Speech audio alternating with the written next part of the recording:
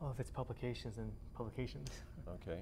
We've grown as an organization, so I think for me, I've taken a back seat. Okay. Where I'm no longer the CEO, I'm just the chairman Okay. of the board, and we have multiple organizations within Student Direct. And Right. knowing that, but we diversify where not only are we investing to philanthropies, but also into startups and just major groups. And right. we've been very fortunate because some of these companies have been around longer than us, and we've been able to absorb their equity, right. rediversify their strategy, and obviously not for the wrong reasons. I mean, I'm not someone that's motivated by greed. Okay. Everything I do is because I want to do more for philanthropy. Okay.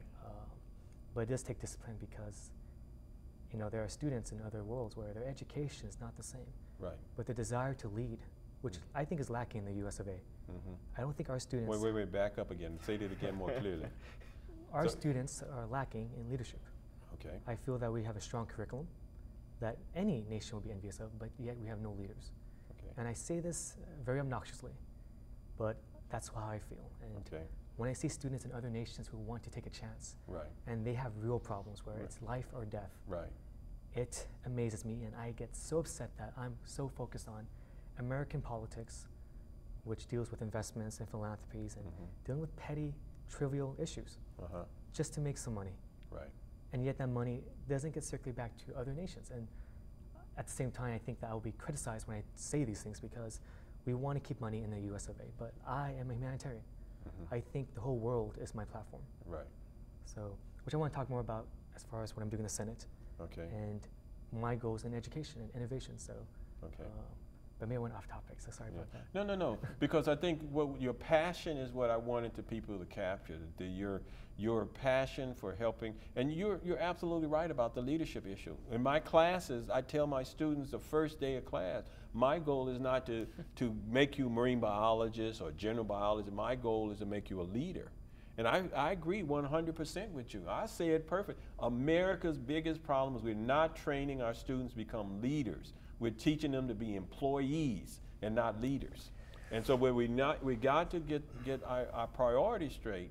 We need organizations like StudentDirect.me to be able to help young people realize that they have to take the reins of control when the boomers go out. When the bubble bursts, that the young people have to step up. And we need organizations like you and people honestly telling young people to their faces that you are really not stepping up to the challenge that we need in the United States. And we need more and more young people to be able to do that. And I wanted to have you organically, naturally come out and say that because it was genuine.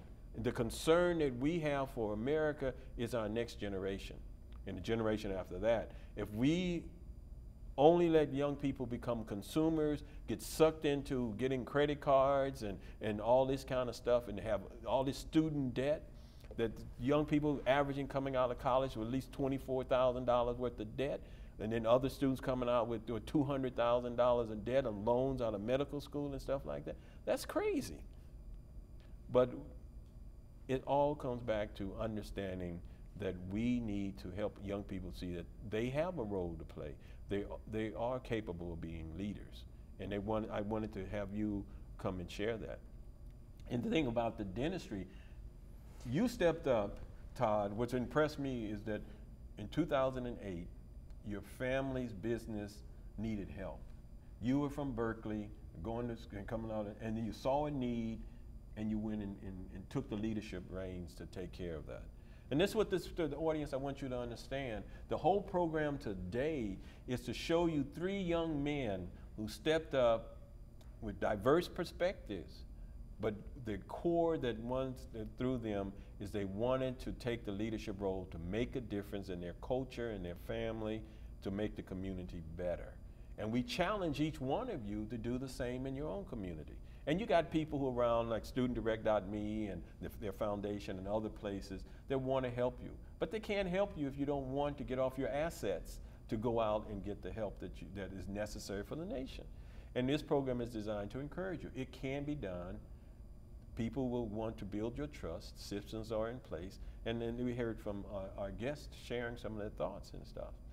So what I'd like to do in the last few minutes or so, give each one of you, start with you, Todd, is the newest one. We got maybe about minute or so. Sure. Tell us your encouragement for the audience. Yeah, you know, I think that one of the most important things, and we've talked about a lot of, you know, technology and whatnot, but I think that one of the most important things is outreach.